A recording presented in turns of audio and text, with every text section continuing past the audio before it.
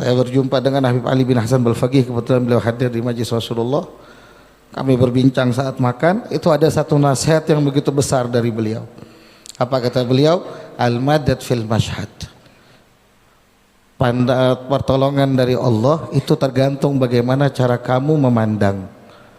Semakin bagus pandanganmu, semakin suci pandanganmu, maka semakin besar pertolongan yang bakal kamu dapatkan. Kemudian beliau bercerita bahwasanya di zaman Al-Imam Syekh Abu Bakar bin Salim ada satu orang soleh yang punya anak dari bangsa Aidid, dan salah satu muridnya Al-Imam Syekh Abu Bakar bin Salim.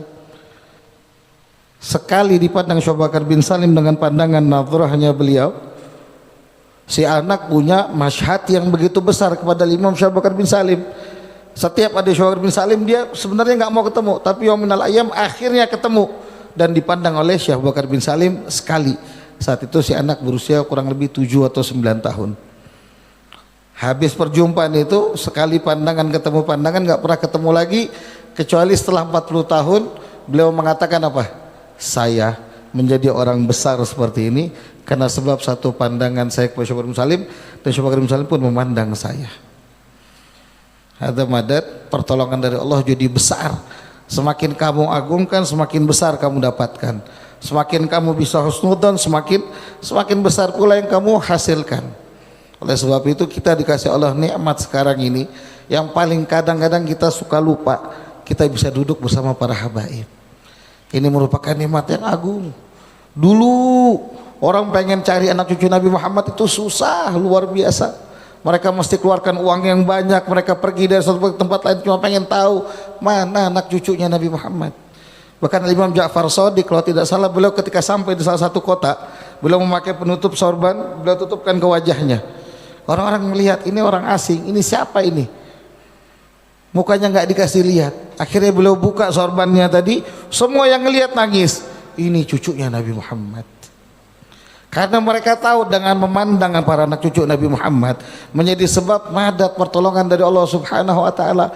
Nah, sekarang kita ini tiap hari, tiap minggu, bahkan mungkin ada yang kerja sama Habib, ada yang tetanggaan sama Habib, ada yang mungkin dia berteman baik sama Habib, ada yang tiap hari, tapi masyhad kita bagaimana?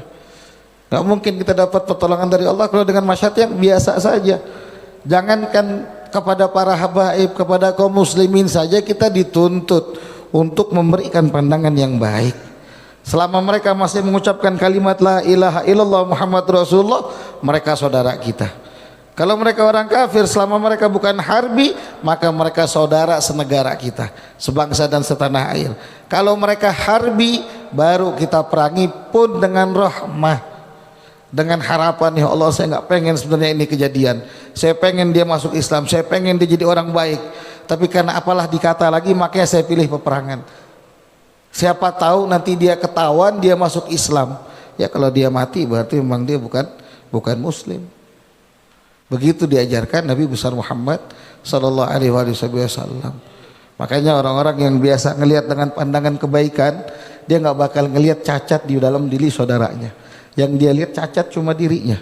Demi Allah, dia nggak bakal ngelihat sekalipun oh si fulan jelek, enggak, si fulan itu baik, si fulan itu masya Allah, yang jelek itu saya, si fulan itu luar biasa. Apalagi kalau dia bisa ingat setiap dari kita ini, mungkin ada orang yang kita benci, mereka pernah ditangisi Nabi Muhammad, mereka pernah dirindukan Nabi Muhammad, mereka pernah ngebuat air mata Nabi Muhammad nih menetes, bukan 1-2 tetes. Berapa riwayat kita sering dengar Nabi Muhammad menangis, rindu kepada siapa? Saudaraku, kata Nabi Muhammad. Siapa saudaraku, kata Nabi Muhammad? Orang yang hidup setelahku, beriman kepadaku, nggak pernah melihat diriku, bahkan dia rela mengorbankan harta, jiwa, raga, bendanya, semuanya agar untuk berjumpa denganku. Siapa? Ya ente orang, ya kita semua.